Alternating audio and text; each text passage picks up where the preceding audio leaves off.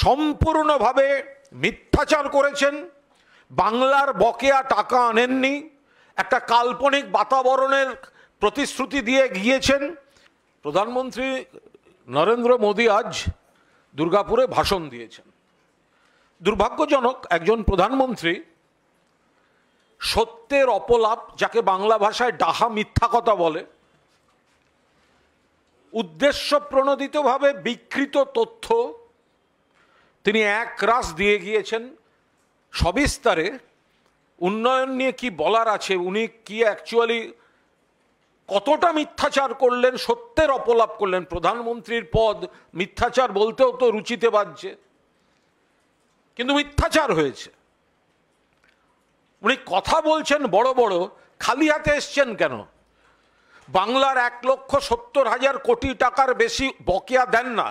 যেটা দৃশ্যমান বকেয়া সেটা উনি দেন না, আর যেটা অদৃশ্য 5,000 কোটি, তার একটা গল্প শুনিয়ে গেলেন।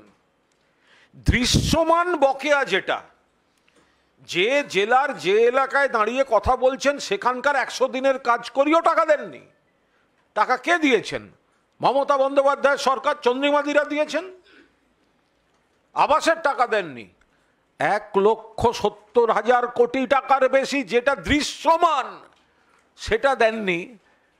অদৃশ্য 5,000 কোটি টাকার গল্প শুনিয়ে দিয়ে চলে গেলেন, যেটা দীর্ঘদিন ধরে ওনাদের করার কথাই। কেউ দয়া চাইছে না, দয়া করতে বলছে না। মিথ্যাচার কোন জায়গায় যায়? ওনার নিজের প্রতিশ্রুতি ছিল বছরে 2 কোটি চাকরি। 2014 সালে এসছেন, 11 বছর, 22 কোটি চাকরির কথা। পার্লামেন্টারি স্ট্যান্ডিং কমিটিতে বলেছেন মাত্র 22 লাখ চাকরি হয়েছে।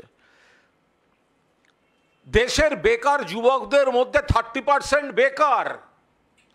সারা দেশে বেকারত্বের গড় বাড়ছে, পশ্চিমবঙ্গের গড়টা নিম্নমুখী। উনি আসছেন পশ্চিমবঙ্গের সমালোচনা করতে।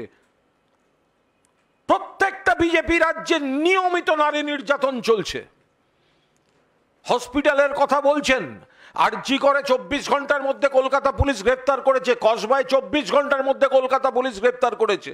আর মধ্যপ্রদেশে বিজেপির রাজ্যে হসপিটালের মধ্যে নার্সকে খুন করে দিয়ে গেল। ইউপিতে পুলিশ ছাত্রীকে রেপ করছে। মহারাষ্ট্রে পুনেতে হোম ডেলিভারি বয় রেপ।